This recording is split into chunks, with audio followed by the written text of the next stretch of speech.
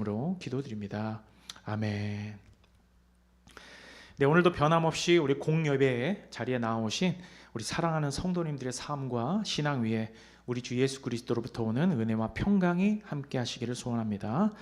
자, 오늘은 마태복음 14장 22절에서 36절까지의 말씀을 가지고 내니 두려워하지 말라라는 제목으로 은혜를 나누도록 하겠습니다.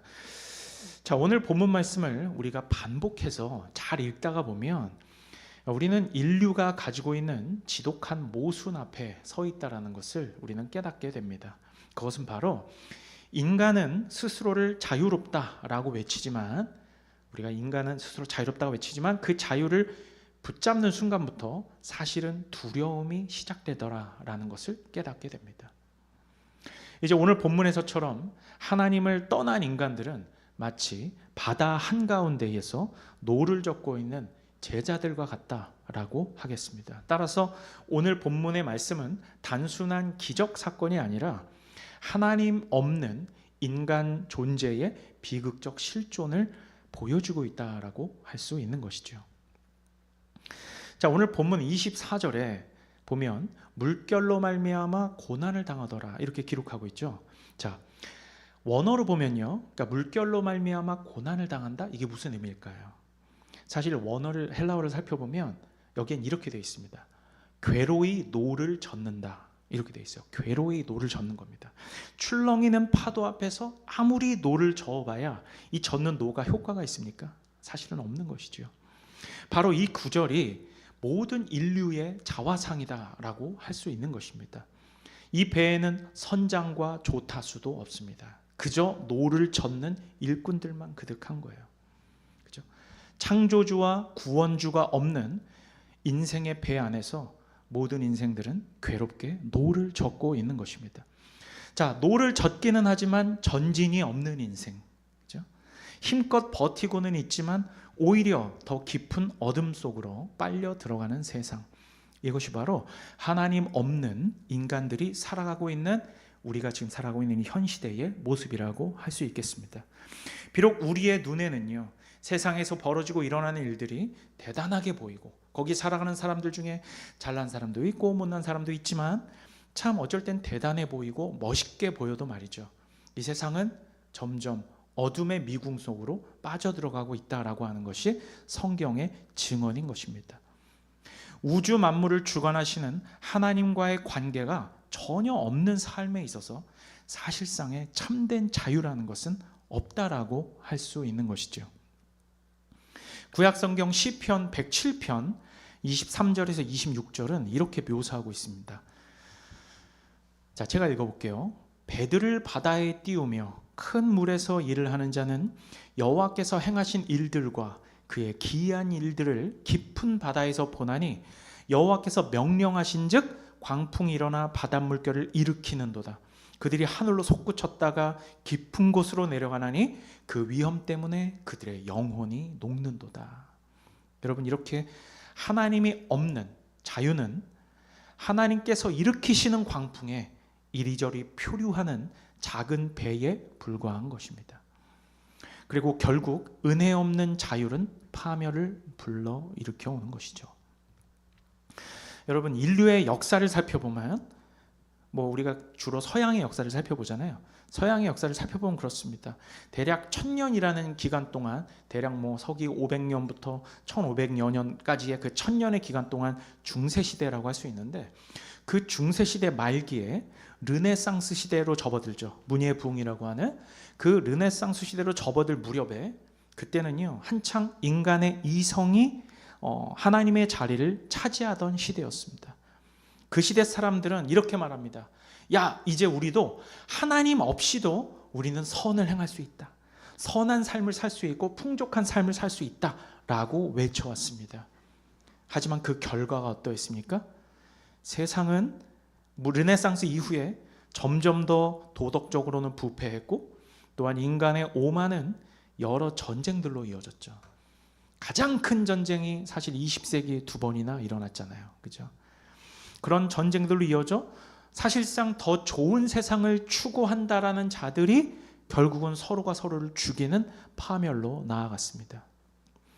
자, 이렇게 하나님 없는 자율은 결국 창세기 11장의 바벨탑 사건의 반복일 뿐이다 라고 할 수 있는 것이죠. 이제 21세기로 접어든 오늘의 세상을 한번 바라보시죠. 오늘의 세상은 오히려 더 복잡하고 때로는 심오한 오만함으로 점점 빠져가고 있다라고 할 수 있습니다. 과학과 문명은 점점 발전하지만 점점 더 하나님 없이도 살 수 있다라고 하는 그들의 어떤 생각의 메커니즘은 더 심오한 오만함으로 빠져들고 있는 것이죠. 민주주의, 그리고 인권, 그리고 자율성, 이 모든 것들이 다 귀한 가치들이다라고 세상은 말하기는 하지만 그리스도 없는 인간 중심의 자율적 항해는 폭풍우 속의 작은 배와 같다라고 할 수 있는 것입니다. 그리고 그 사실이 이미 드러났고 현재도 드러나고 있으며 앞으로 점점 더 드러날 것입니다. 자, 이제 오늘 본문의 내용을 좀 살펴보죠. 오늘 본문 말씀 먼저 22절과 23절을 보니까요. 예수님께서는 무리를 보내시기 위해, 그죠? 바로 이전 우리 단락이 어떤 단락이었습니까? 지난주 설교가 오병이어의 기적 사건이었잖아요. 그때 수많은 무리들이 빈 들에 있었죠. 이제 그들이 배불리 먹고 그들을 보내야 했습니다. 예수님께서 이제 그들을 보내시기 위해서 제자들에게 너희가 먼저 배를 타고 갈릴리 호수를 건너가서 건너편으로 가 있어라 라고 보내신 후에 본인은 기도하러 산에 올라가십니다. 그죠? 지금 제자들은 그럼 어디 있는 겁니까? 바다에 있는 것이고 예수님은 산에 계신 거예요. 그죠? 예수님은 산에 계시고 제자들은 바다에 있다. 거리가 가까워요, 멀어요? 먼 거리죠. 지금 이 구절은 마태가 그냥 기록한 것이 아닙니다. 하나님과 우리 인간들의 격차와 괴리를 산과 바다라고 하는 대조적인 매개체로 표현하고 있는 것이죠. 우리는 바다 위에 있기 때문에 우리가 쉽사리 예수님께 갈 수 있습니까? 없습니까? 우리는 갈 수가 없어요.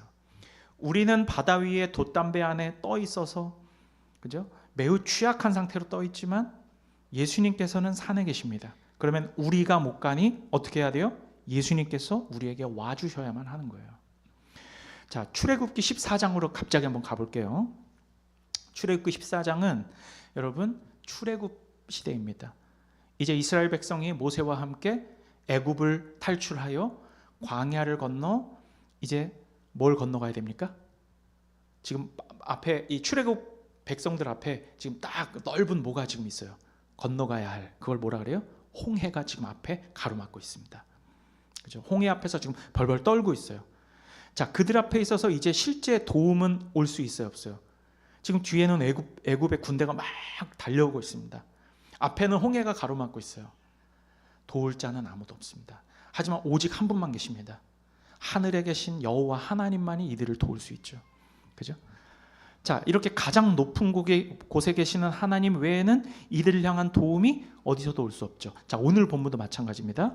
이들은 호수에 떠 있습니다. 그죠? 바다에 있어요.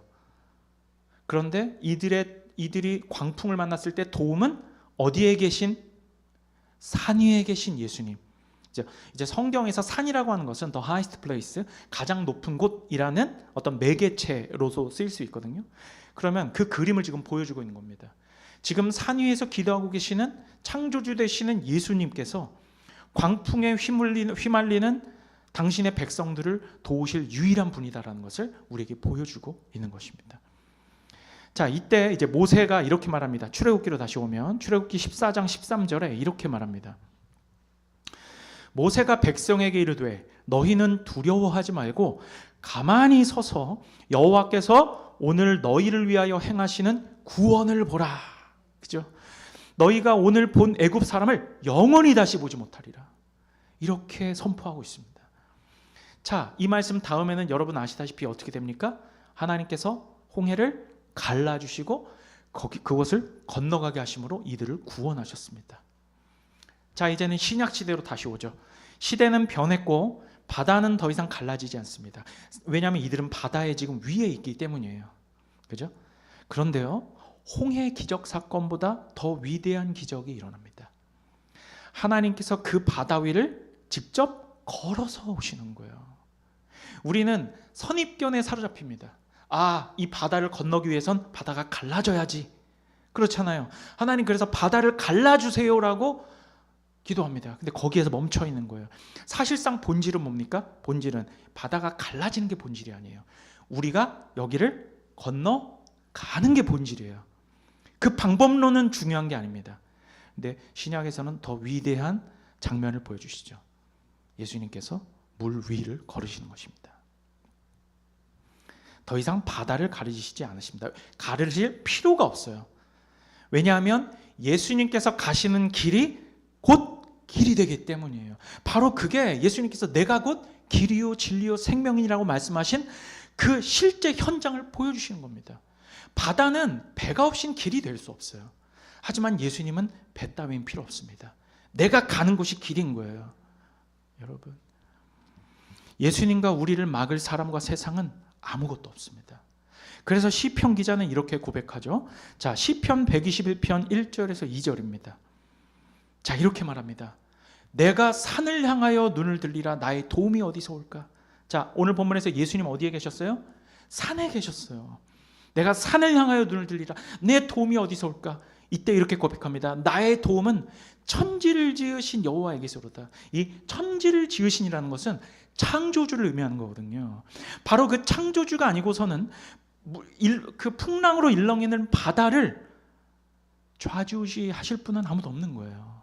여러분, 이게 바로 참된 복음의 완성이라고 할 수 있습니다. 여러분, 우리가 어디에 있건 간에 우리와 함께 하시는 하나님, 아무리 하나님과 우리의 격차가 크다 할지라도 오늘 보여주는 것처럼 예수님은 기도하러 산에 올라가셨고 우리는 바다에 있습니다. 아무도 우리를 도우실 수 없을 것 같아. 예수님은 너무 멀리 계셔. 어떻게 예수님이 바다로 오실 수 있겠어? 배가 없으시잖아. 그렇게 당연히 생각될 수 있죠. 하지만 배 따위는 필요 없습니다. 예수님께서는 우리를 구하기 위해 물 위를 걸어오시는 거예요. 여러분, 과거에는 홍해를 가르신 하나님이 이제는 임마누엘의 하나님으로 우리에게 다가오시는 것입니다. 자, 오늘 말씀 25절을 보니까요, 이렇게 말씀합니다. 언제 오시냐면 밤 사경에 예수께서 바다 위로 걸어오시니, 이렇게 기록하고 있어요. 왜 하필이면 밤 사경일까요? 한낮도 아니고요, 그죠? 그냥 잔잔한 한낮에 좀 걸어오시면 얼마나 좋아요. 하지만 예수님은 컴컴한 밤 사경에 우리에게 걸어오십니다. 사랑하는 여러분, 하나님께서는 언제나 우리에게 다가오실 때 대부분 밤 사경에 오십니다. 캄캄한 밤 한밤중에 오신다라는 거죠. 이게 무슨 말일까요? 캄캄한 밤은 우리의 인생 가운데서 모든 것이 끝났다라고 생각될 때, 가장 어두운 시기에 아무런 소망의 등불이 없는 것 같을 때에 바로 그때가 하나님 역사의 시간이 시작된다라는 것입니다. 하지만 오늘 본문에서 이 폭풍우에 시달렸던 제자들은 밤 사경에 찾아오셨잖아요. 가장 어려울 때, 내가 가장 힘들 때, 고통 가운데 있을 때 예수님이 찾아오셨거든요. 그런데 우리가 정작 그 시간이 되면 예수님께서 우리에게 찾아오셨을 때 오히려 우리는 두려워합니다. 오늘 제자들은 예수님을 뭘로 봤어요? 유령으로 봤어요. 귀신으로. 그죠? 그러면서 덜덜 떨게 되죠. 그러니까 이 반응은 우리에게 있어서는 인간의 가장 어려운 위기의 순간에 나타나시는 예수님에 대해서, 그 당시에는 내 삶이 너무 힘들고 어려우니까 영적으로 눈이 멀어 있기 때문에 예수님의 그 도우러 오시는 손길이 너무 두려워 보이는 거예요, 때로는. 그래서 이건 인간의 당연한 반응이라고 할 수 있는 것입니다. 왜냐하면요, 자, 그 어려운 시기에 예수님이 그 물 위를 걸어오실 거라는 걸 제자들이 예측을 했어요, 못했어요? 전혀 예측하지 못했어요. 여러분, 이 기독교는요, 많은 교회들이 있지만 많은 기독교인들은 하나님을 예측 가능한 하나님으로 만들고 싶어 해요. 내가 이렇게 했을 때 이렇게 도와주시는 하나님, 그죠? 내가 이런 상황이 있을 때 무조건 이렇게 도와주시는 하나님, 내가 램프의 바바처럼 이렇게 내가 뭔가 필요할 때 이렇게 닦았을 때 주전자를 닦으면은 뿅 하고 나타나서 나를 도우시는 하나님으로 만들길 원해요. 그게 인간이 갖고 있는 습성이거든요. 하지만 이렇게 하면, 이런 방식으로 역사하는 하나님은 그렇게 하나님 자신은 공식화되기를 원하지 않으세요. 주님은 꼭 기억하십시오. 인간의 공식대로 역사하지 않으십니다. 혹은 인간의 바램대로 이렇게 해주셨으면 좋겠어 라고 할 때 예수님이 그래 내가 그 공식대로 역사해 줄게 라고 하시지 않아요. 더 깊은 곳을 꿰뚫으시고 정말 우리가 필요하고 우리에게 가장 유익한 방식대로 역사하시는 거예요. 이걸 꼭 이해하시기 바라요. 때로는 왜 이렇게 하나님이 얄고 주시지? 좀 요때 이렇게 해주셨으면 얼마나 좋아. 그럴 때가 너무 많거든요. 그러면 얼마나 좋아요. 하지만요, 우리가 시간이 한참 지나서 생각해보면 하나님이 내가 이렇게 기도하고 요때 도와주세요라고 했을 때 하지 않으시고 나중에 내가 정말 거의 숨이 꼴깍꼴깍 넘어갈 때 그때 어떤 이상한 방식으로 하나님께서 역사해 주셔서 사실은 결국 살려주시거든요. 살려주신단 말이에요. 그래서 나중에 우리가 뒤를 돌아보면 그때 역사하지 않으신 게 다행이었던 거야. 꼭 그렇게 역사하세요. 얄궂게.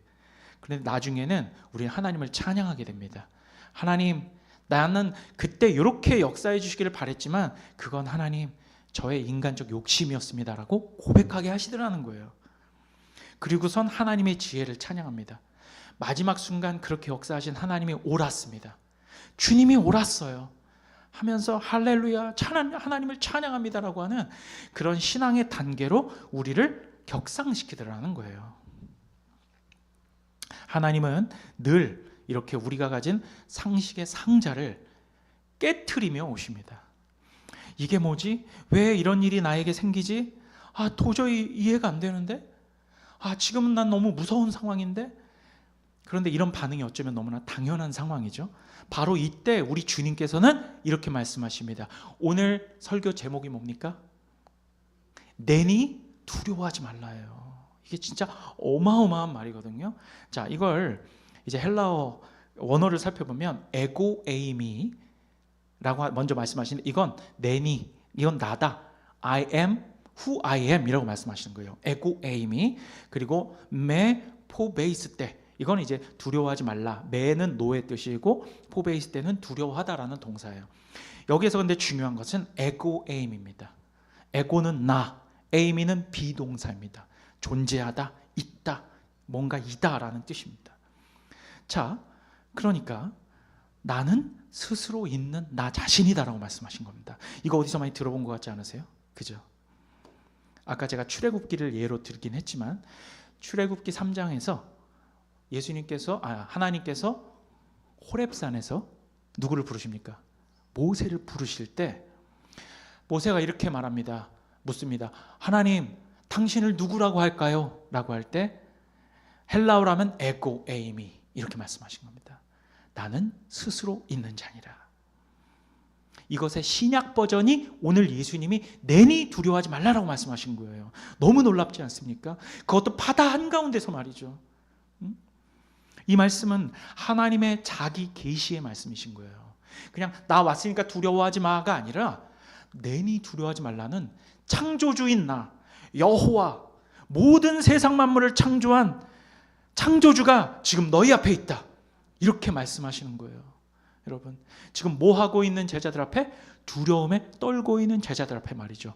모세도 똑같았습니다. 떨기나무 불꽃 가운데 나타나신 주님이 두려워요, 안 두려워요? 두렵죠. 그땐 불이었잖아요. 그렇죠. 그땐 불, 신약에서는 물 앞에서 두려워한 거예요. 참 얄궂죠. 자, 여러분, 예수님은 지금 제자들의 배가 침몰해가는 폭풍 위에서 우리의 상황으로 보면 우리의 어떤 기울어져가는 삶의 현장, 때때로 찾아오는 삶의 어려움, 출구 없는 인생의 위기 속에서 모세에게 나타나신 하나님처럼 나는 여호와 하나님이다 라고 선언하시며 우리 앞에 나타나시는 거예요. 너무나 놀랍지 않습니까? 때로 우리 앞에 막혀져 있는 넘어진 통나무와 같은 그런 장애물 때문에 답답해하며 우리는 때로 주저앉아 있을 때, 그죠? 제 친구 중에, 이거는 되게 실제적인 예지만 제 친구 중에 누군가는 정말 인생이 힘들 때 술을 그렇게 찾는다고 해요. 그죠? 우리 가족 중에서 술 때문에 고생하는 분도 계셨고 하지만 그렇게 인생이 어려울 때 세상 사람들은 그 의지할 그 무언가를 찾습니다. 때로는 사람을 찾아서 도와달라고 하기도 하고, 때로는 자포자기하며 그 현실을 벗어나기 위해 술을 찾기도 합니다. 그러다가 알코올 중독에 걸리기도 하고, 그런 것들을 보면서 너무 마음이 아플 때가 있어요. 하지만 오늘 우리 앞에 나타나신 하나님께서는 아무것도 걱정할 것이 없다. 너희 앞에 나타난 나 여호와는 창조주 하나님이다 라고 하면서 그렇게 나타나실 때 바로 그 순간 우리가 가진 모든 문제들이 수증기처럼 사라져버리는 경험을 하게 되는 것이에요. 지금까지 내가 걱정하고 정말 내 턱끝까지 다가왔던 어떤 삶의 문제가 아무런 의미가 없어져 버린 것입니다. 왜 그렇습니까? 내 앞에 나를 가로막고 있던 통나무는 하나님 앞에서는 이쑤시개만도 못한 존재이기 때문입니다. 여러분, 오늘의 풍랑도 그렇습니다. 풍랑은 하나님 앞에서 아무것도 아닙니다. 하지만 우리에게 성난 파도는 너무나도 두려운 현실이죠. 인간은 감당할 수가 없어요. 바다에 폭풍이 일어나는 것이 얼마나 무서운 것인지는 우리의 어떤 뉴스를 통해서, 쓰나미 한 20년 전에, 그리고 또 종종 뉴스를 통해서 특히 아시아권 국가들, 일본이라든지 인도네시아라든지 그런 나라들 가운데서 일어나는 쓰나미를 통해 우리는 그게 얼마나 무서운 자연재해인지 알고 있습니다. 인간이 막을 수 있어요, 없어요? 막을 수가 없어요. 그죠? 아무리 과학이 뛰어나다고 해도 그런 폭풍을 막을 수는 없어요. 인력으로는 불가능한 것이요. 이렇게 극복이 불가능한 우리 삶의 어려움 가운데 예수님께서 다가오십니다. 그리고 내니 두려워 말라. 내니 두려워 말라고 말씀하시죠. 자, 이제 그 다음입니다. 그 다음 우리 교회들은 베드로가 고백했듯이 이렇게 고백합니다. 예수님, 당신이 맞으십니까? 그렇다면 이 불가능해 보이는 이 바다 위를 걷게 해 주십시오. 그게 오늘 베드로가 한 말이에요. 당신이 맞으시거든 나로 바다 위를 걷게 해 주십시오. 이렇게 요구하거든요. 자, 이것이 바로 진짜 교회의, 그리고 우리의 신앙 여정이 시작되는 것이죠. 바다 위로 이제 베드로는 한 발을 딛게 됩니다. 그죠? 그때 걸었어요, 못 걸었어요? 처음엔 걸었습니다. 왜요? 예수님만 바라봤거든요. 베드로가 처음에 그 성난 파도가 있을 때 예수님인 걸 알아봤고, 예수님 당신이시군요. 창조주 하나님이 내 앞에 계시군요. 내가 이제 당신께서 오라 하시니 믿음을 가지고 걷겠습니다 하고 바다 위를 걸을 때는 걸었어요. 처음에는 불가능해 보이는 무리를 걸었습니다. 하지만 이 눈앞에 이제 뭐가 보입니까? 현실이라는 비바람이 보이기 시작한 거예요. 풍랑이 눈에 보이자 두려움이 엄습했고요. 이 두려움은 바다 위를 걷는 것을 불가능하게 만듭니다. 그리고는 바다로 점점 침잠에 들어가죠. 이건 어찌 보면 당연한 수순입니다. 믿음으로 시작된 여정에 현실이라는 바람이 불자 믿음은 이내 의심으로 바뀝니다. 의심으로 바뀌더라는 거예요. 자, 현실을 보는 눈이 생기자 믿음이 의심으로 바뀌어요. 되게 얄궂죠. 베드로는 다시 소리칩니다. 자기가 점점 이 현실의 바다로 빠져들어갈 때, 주님, 나 좀 살려주십시오. 하나님, 제가 지금 빠져들어가고 있습니다. 나 좀 구원해 주세요. 그러자 예수님은 반드시 구원해 주시죠. 그렇죠? 손을 내밀어 주셨고 그를 붙잡아 끌어올리셨습니다. 그 구원하심으로 인해 다시 그 불가능한 바다 위로 올라온 것이에요. 그리고는 예수님은 이렇게 말씀하십니다. 믿음이 작은 자야 왜 의심하였느냐. 자, 여기서 믿음이 작은 자야, 요거에 지금 초점을 맞춰야 됩니다. 도대체 믿음이 작다라고 하는 건 무엇일까요? 믿음이 작다라는 게 무슨 말일까요? 이 믿음이 작다라고 할 때 이 작은이라고 하는 올리고피스테라는 단어는 믿음의 양적인 크기를 말하는 게 아닙니다. 믿음이 크고 작은 게 있는 게 아니에요. 믿음이 크고 작다라는 게 굳이 있다라고 하면 오늘 본문 말씀 가운데선 이런 겁니다. 믿음의 질적 문제인데, 너의 믿음이 작은 자여 왜 의심하였느냐, 이 말은 너의 믿음의 초점이 흐려졌다라는 말이에요. 처음 너의 믿음의 초점은 오직 뭘 바라봤습니까? 예수를 바라봤어요. 그런데 그 초점이 흐려지면서 뭘 바라봤습니까? 비바람을 바라본 거예요. 현실의 어려움을 바라보니까 내 믿음이 점점 의심이 되는 거죠. 이게 영적인 원리예요. 당연한 영적인 원리입니다. 그죠? 바로 그때 예수님께서는 믿음이 작다 올리고 피스테라고 말씀하신 것이죠. 이 거친 풍랑의 삶 속에서 다른 것을 생각하고 의지하는 걸 말하는 겁니다. 예수님을 믿는다라고 하면서도, 그러니까 예수님을 믿어요. 내 앞에 계신 건 내가 아니까. 예수님을 믿는다라고 하면서도 이 세상에서 세상의 다른 것을, 다른 힘 있는 것을 의지하는 겁니다. 뭔가 다른 능력이 있는 사람이라든가 혹은 돈의 힘을, 한쪽으로는 예수님을 믿는다라고 하면서도 한쪽으로는 돈의 힘을 의지하고 싶어 하는 거예요. 혹은 사회적인 안전장치를 통해 안정감을 누리기 원합니다. 세상은 물론 그렇게 흘러가야 하겠지만 말이죠. 하지만 믿음으로 사는 우리들은 비록 그런 것들이 있다 할지라도 오직 예수님만을 의지하는 것이 그리스도인이다라는 것입니다. 그 대상이 바뀌면, 그 믿음의 대상이 바뀌면 우리는 믿음이 작은 자들로 변모하는 것이고 의심하는 자들이 되는 거예요. 이건 믿지 않는 자들의 일이 아닙니다. 우리 베드로가 겪은 일이잖아요. 이건 믿는 자들이 종종 범하게 되는 실수라고 할 수 있어요.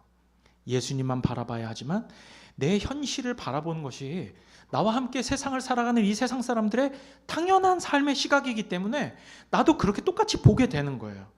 누군가 뭐 이렇게 투자를 했더라, 이렇게 땅을 샀다더라, 이렇게 했다더라, 저렇게 했다더라는 말에 솔깃해가지고 나도 그렇게 살아가야 할 것 같은 거예요. 그러니까 세상의 이 자본주의의 많은 이 시스템 속에서 우리도 살아가죠. 소비의 문화 가운데서 당연히 살아가고 우리도 먹고 살아가야 돼요. 하지만 그 거래가 오고 가는 자본주의 시대 속에서 예수 그리스도를 왕으로 섬기는 하나님 나라의 왕국 가운데서 살아가는 거예요. 이게 굉장히 괴리가 느껴지지만 그것이 우리 예수 그리스도께서 다시 오실 재림을 기다리는 하나님 나라 백성들의 긴장이에요. 그 긴장감 가운데서 평생을 사는 게 우리 그리스도인들의 숙명인 것이죠. 여러분, 의심한다라는 것은 두 자리에 동시에 서 있는 겁니다. 의심한다라는 것은 이게 무슨 얘기냐면, 더 쉽게 말하면 한마디로 양다리를 걸치는 거예요. 우리가 젊은 세상, 이렇게 대학생들이나 저도 이제 대학생 때 그런 사람들 많이 봤지만, 이렇게 젊은이들이 연애를 할 때 양다리를 걸치는 사람들이 종종 있는데, 그런 사람들은 언제나 이렇게 말해요. 본래 자신의 남자친구나 여자친구를 더 사랑한다고 말합니다. 더 사랑한다고 말하면서도 다른 이성을 만나죠. 자기를 합리화시키는 겁니다. 그러니까 완전히 부정하지를 않아요. 완전히 부정하는 게 아니라 둘 다 똑같이 사랑한다 이게 아니라 마치 본처가 있고, 그죠? 세컨드가 있는 것처럼 그렇게 원래 여자친구를 더 사랑한다고 말하면서도 그렇게 한눈을 파는 거죠. 믿음이 적다라고 하는 게 바로 이런 의미입니다. 하지만 야고보 사도는 우리에게 이렇게 도전하고 있어요. 야고보서 1장 6절에서 8절 한번 볼게요. 이렇게 말합니다. 오직 믿음으로 구하고 조금도 의심하지 말라. 의심하는 자는 마치 바람에 밀려 요동하는 바닷물결 같으니 이런 사람은 무엇이든지 주께 얻기를 생각하지 말라. 두 마음을 품어 모든 일에 정함이 없는 자로다.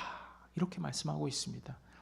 오직 예수님께만 우리의 마음을 고정시켜야 돼요. 여러분 믿으십니까?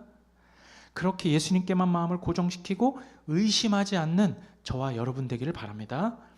자, 이제 오늘 말씀 32절을 보니까요.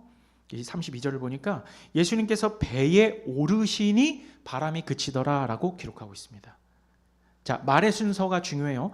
예수님께서 걸어오실 때는 풍랑이 계속됐다라는 거예요. 그리고 베드로가 걷다가 빠졌다가 예수님이 또 일으켜주시고 그런 과정을 거쳤어요. 그러다가 예수님께서 배에 오르시니까 풍랑이 멈췄습니다. 풍랑이 먼저 멈춘 게 아니에요.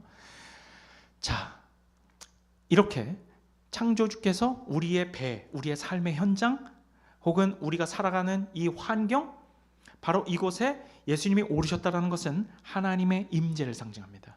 예수님께서 배에 오르시니 그제서야 모든 자연 만물의 질서가 잡히는 거예요. 풍랑은 무질서를 의미하거든요. 이 풍랑 그냥 비바람이 몰아치는 풍랑이 예수님께서 임재하시자 창조주의 임재하심은 모든 존재의 질서를 가져오더라. 잠잠해집니다. 여러분 삶에서도 마찬가지입니다. 여러분 이러한 위로의 말씀을 드립니다. 여러분 걱정하지 마시고요. 염려하지 마십시오. 진짜로 걱정하지 마세요. 저는 여러분 각자의 삶 가운데 어떤 어려움이 있는지 몰라요. 하지만 성경은 우리에게 너가 가진 염려와 걱정이 어떤 것이든 염려하지 말아라. 예수님께서 너와 함께 하시면 곧 풍랑은 잠잠해질 것이다 라는 것을 우리에게 설명해 주고 있는 거예요. 어떻게 그 임재하심 자체가 실제 능력이 되는가라고 하는 것을 이제 오늘 본문 마지막 부분 34절에서 36절은 실제적으로 우리에게 말해주고 있는 겁니다. 한번 볼게요. 다시 한번 읽어봅시다. 마태복음 14장 34절에서 36절. 어떻게 하나님의 임재하심이 능력이 되는가? 제가 읽을게요. 한번 보세요. 그들이 건너가 개 네사렛 땅에 이르니 그곳 사람들이 예수이신지를 알고 그 근방에 두루 통치하며 모든 병든 자를 예수께 데리고 와서 다만 예수의 옷자락에라도 손을 대게 하시기를 간구하니 손을 대는 자는 다 나음을 얻으니라.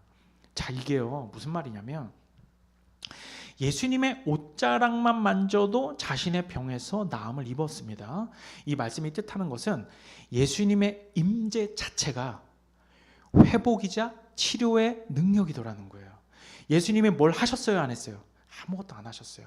자, 바다의 풍랑에서도 마찬가지였습니다. 예수님이 무슨 손을 뻗어서 무슨 주술을 행하셨습니까? 아무것도 하지 않으셨어요. 예수님의 그 임재하심 자체, 배에 오르심 자체가 질서였던 거예요. 게네사렛에서도 마찬가지였습니다. 예수님은 걸어가기만 하신 거예요. 그냥 존재하셨어요. 에고 에이미 그냥 계셨던 거예요. 하지만 전제가 따로 있습니다. 뭡니까? 하나님께서 함께 계신 거예요. 그들과 함께 계시니 그들은 이제 믿음을 가졌죠. 아, 저 능력의 주님의 옷자락에 내 손이라도 대면 내 병이 나을 것이다라는 것은 믿음입니다. 그래서 그들이 믿음으로 행했더니 거기에서 역사가 일어납니다. 나음을 입은 거예요. 예수님의 존재가 우리와 함께 하셨을 때 발생하는 일입니다. 바로 예수님께서 내니 두려워하지 말라라고 말씀하신 그 창조주의 정체성이 이 사건들로 증명이 된 것입니다. 말씀을 마치겠습니다. 사랑하는 여러분, 세상은 지금 이러한 폭풍 속에 있습니다. 우리의 눈에는 때로는 평온해 보일지 몰라도요, 영적인 눈으로 보면 이 세상은 너무나 혼탁한 삶 가운데 있습니다. 점점 어둠 속에 빠져들어가고 있죠. 때로 우리의 삶의 환경 가운데서 민주주의의 바람, 이념의 파도, 좌파와 우파, 그 위에 있는 욕망의 물결이 마구 버무려져서 요동을 치고 있습니다. 그리고 사람들은요, 저마다 내가 옳다, 내가 옳다, 우리가 우리의 주인이다, 우리가 세상의 주인이다, 이 나라의 주인은 각각 주권을 가진 국민들이다 라고 말합니다. 네, 맞습니다. 세상의 위정자들은 그렇게 말해야 되는 게 맞죠. 하지만 우리가 영의 눈을 들고 보면 우리는 또 다른 세상의 삶을 살아갑니다. 무엇입니까? 예수 그리스도께서 왕으로 통치하시는 그 나라의 통치하심이 우리가 실제 살아가고 있는 이 삶의 환경 가운데 오롯이 주권으로 작용하게 되는 그 영적인 원리를 믿음의 눈으로 보고 있다는 것이죠. 여러분, 하지만 세상 사람들은 자기들이 주인이다라고 말해요. 하지만 성경은 이걸 꼭 기억하셔야 돼요. 성경은요, 한 번도 사람이 세상의 주인이며 사람이 사람의 주인이다라고 말한 적이 단 한 번도 없습니다. 따라서 세상이 말하는 이 자율의 바다는, 세상 사람들은 자유를 추구하잖아요. 민주를 추구하고요. 백성이 백성을 다스린다라고 하는 민주를 추구하고 자유를 추구하지만, 하지만 자율의 바다는 오늘 우리가 이 하나님 없는 인생들의 바다에서 풍랑을 만났던 것처럼 자율의 바다는 오히려 혼돈의 시면으로 변해버린다라는 것입니다. 하지만 그 뒤죽박죽 되어버린 이 혼돈의 바다로 오늘 우리가 사는 이 삶의 환경 가운데 예수님께서 다가오시는 거예요. 그분은 홍해바다 때처럼 바다를 가르셔서 그 물 밑을 걷지 않으시고 폭풍의 바다 위를 걸어오십니다. 한마디로 우리가 예상하지 못한 방식으로 당신의 역사를 이루실 것이라는 말이에요. 그러니까 우리는 하나님께서 지금 이 어그러져가는 세상 혹은 우리의 삶의 문제, 여러 신앙의 문제, 이 모든 문제들을 어떻게 해결해 주실지 알아요? 몰라요? 몰라요. 모른단 말이에요.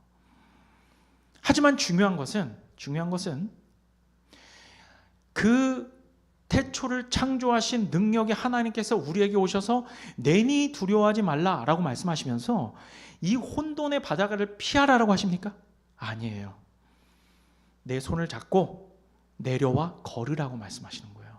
너희도 걸으라. 왜냐하면 내가 걷는 이 길이 곧 길이 되기 때문이다라는 것입니다. 걷는 것이 불가능한 바다 위에서 먼저 걸어가신 예수님의 발자국이 곧 길이 되는 거예요. 그러면 우리도 그 길을 걸으면 돼요. 세상 사람들은 미쳤다고 말해요. 세상 사람들은 야, 왜 그러한 방식을 택해? 왜 그런 결정을 해? 그건 어리석은 방식이야. 생각해 보십시오. 물리를 어떻게 걸어갑니까? 세상 사람들이 예수님을 따라서 물리를 걷겠다라고 그럼 너 빠져 죽는다니까? 그게 세상이 우리를 보는 시각입니다. 하지만 예수님은 먼저 걸어가신 그 길 가운데, 그 십자가의 길 가운데 우리에게 내려와서 걸으라고 말합니다.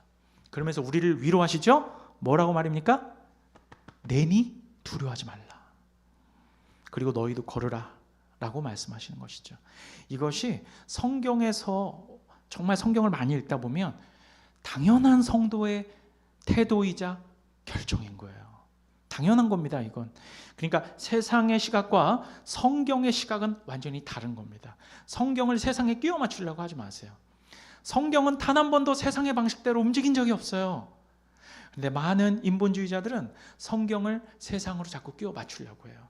여러 가지 인본주의적인 방식, 인간의 희로애락에 따른 그 인간의 그 휴머니즘. 하지만 하나님께서 가지고 계신 인자와 긍휼은요, 사람들이 말하는 휴머니즘과는 다른 거예요. 하나님의 인자와 긍휼은 무조건적입니다. 하지만 인간들의 휴머니즘과 따뜻함이라고 하는 것은 언제나 조건적이에요. 그걸 꼭 기억하시기 바랍니다.